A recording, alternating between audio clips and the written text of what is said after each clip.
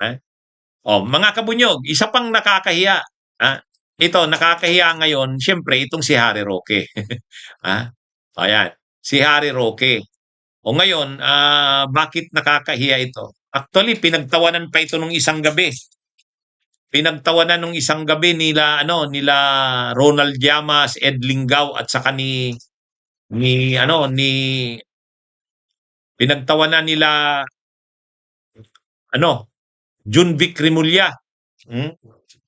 Ngayon, pinagtawanan ito dahil pinag-uusapan nila Junvic na ito ay ano na nga nasa Interpol Red Notice.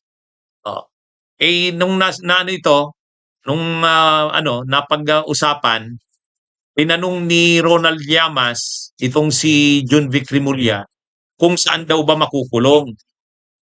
Kapag naaresto daw si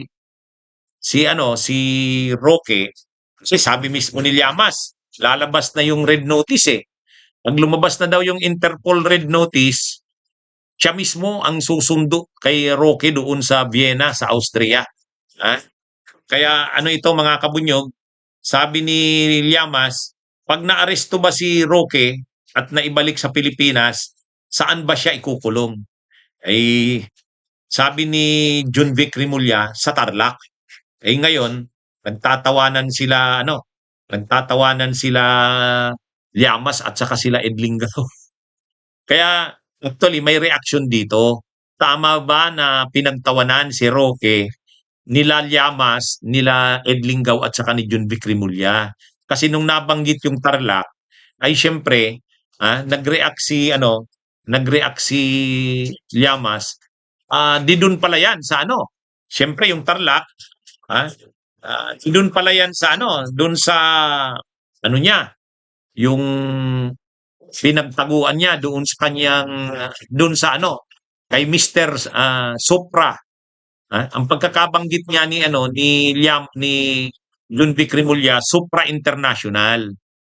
Kinorek ni Llama, sabi ni Llama, supranational. Hindi, ang tinutukoy dito ay 'di ba mayroong EA, Executive Assistant si Roque na yung si AR de la Serna. Ay 'di ba na 'yon? Nang ni-raid yung isang pogo doon sa Porac, Pampanga, yung ni-raid yung pogo doon, may isang kwarto doon na tinutuluyan nung EA, Executive Assistant ni Roque. Yung si AR de la Serna. Ay itong si AR de la Serna, kasama pa ni Roque sa mga biyahe sa kung saan-saan, lalo sa Europe, ginastusan pa ni Roque. Nakuha doon sa kwarto na yon na tinutuluyan ni AR de la Serna yung mga affidavit na sinusuportahan siya ni Roque, nasagot ni Roque yung kanyang biyahe sa Europe. Tapos nakita rin yung mga bank accounts na may joint bank account si Roque at saka yung si AR de la Serna. Di siyempre, iniintriga ngayon itong si Roque at saka yung si AR de la Serna na parang lumalabas na na intriga na may relasyon si Roque at saka yung AR de la Serna na ngayon. Ito ngayon yung nagiging issue sa social media ngayon. Tama ba na pinagtawanan nila Llamas, Edlingao at saka Junvic si Roque dahil doon? Dahil sa totoo lang naman, sa totoo lang naman, talaga naman kasi, kumbaga, ang issue talaga kasi doon, unang-una, ito kasing si Roque, mga kontrobersyal naman kasi yung pinagagawa niya. Mga kontrobersyal naman ang mga pinagagawa niya eh. Unang-una, yung lalaki na yon na contestant sa Mr. Supranational, taga Bohol yun eh. Yun eh, gwapo na bata pa. Contestant niya sa Mr. Supranational. Tapos inano mo, kumbaga itinira doon sa binigyan ng kwarto doon sa loob ng compound ng Pogo. Nang in-interview yan, kasi inimbestiga yan sa Kongreso eh. Inamin din ni AR de la Serna na ang lumakad na magkaroon siya ng kwarto doon ay si Harry Roque. Tapos may mga may mga affidavit pa na sinagot ni Roque yung biyahe niya sa Europe. Tapos, ang paliwanag lang ni Roque dahil kailangan niya daw na nag-a-assist sa kanya kasi may sakit siya o kaya sinasama niya daw yung si AR de la Serna. Eh di syempre, hindi maiwasan na pag-usapan ng mga tao ah, tungkol kay Roque. Ngayon, yun yung pinagtatawanan nila Llamas at saka ni Ed Lingao at ni John Vic Rimulya.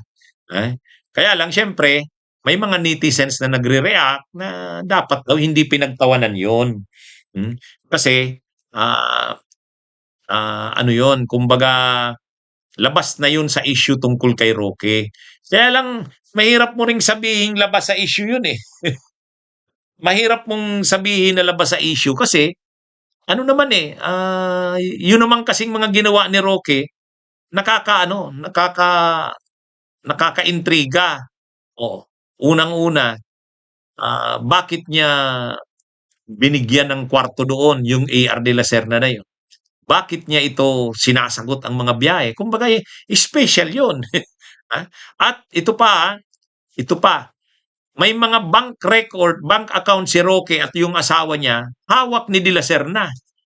Nakuha din yan doon sa kwarto na yun. Kaya nga ang lumalabas dito, hindi totoo yung sinasabi ni Roque na hindi malalim ang involvement niya sa mga illegal na pogo. Kasi nagawa niya nga na bigyan ng kwarto doon, lakarin na magkaroon ng kwarto doon itong si AR de la Serna. At tumutulong siya doon sa paglalakad ng permit kasi hindi na-a-approvean yung permit nung pogo. Sinamahan niya si Cassandra Leong. Tapos, mayroon siyang bahay, bagamat nakapangalan sa korporasyon yon ng kanyang asawa at saka sa kanya, pero yung bahay na yon na pinaparintahan doon sa Baguio o sa Benguet ba yon, ni-raid ng mga authorities, may nahuli doon ng mga foreign nationals na sangkot din sa illegal na pogo. Doon na naman yan sa bahay ni Roque. Kaya talaga, maraming ebidensya kay Roque. Maraming ebidensya kay Roque. At ngayon, pero siyempre, ang nakakuha ng isang malaking atensyon doon, yun na nga, yung tungkol doon kay AR de la Serna na binigyan ng kwarto doon sa loob ng pogo at may mga dokumento na nag-uugnay kay Roque na inamin naman nila Roque at saka ni AR de la Serna na sinagot nga ni Roque ang mga biyahe nito sa Europe, kasama niya ito sa mga biyahe, pero ang paliwanag ni Roque, may sakit daw kasi siya. Anyway, kaya lang, yun na nga, ang issue kasi doon, kaya nagre-react kila Llamas, Ed Lingao at saka kay John Vic Rimulya kasi natatawa sila habang pinag-uusapan si Roque. Anyway, ayan mga kabunyog, mga kababayan, si Roque nag-live kanina, pinanood ko yung live niya, hindi daw totoo na may Interpol red notice na siya. Actually, ang sabi naman ni John Vic Rimulya, may lalabas na. Hindi pa naman sinabi ni John Vic. Ang sabi ni John Vic, nag-apply na ang Pilipinas, kinumply na yung mga hinihingi ng Interpol, lalabas na ang Interpol red notice. At kung lumabas man ang Interpol red notice para kay Roque, siya mismo ang susundo. Yun. Okay, mga kabunyog, mga kabayan, magandang araw sa inyong lahat. Mabuhay po tayo. Bunyog, halikan na kasama ka.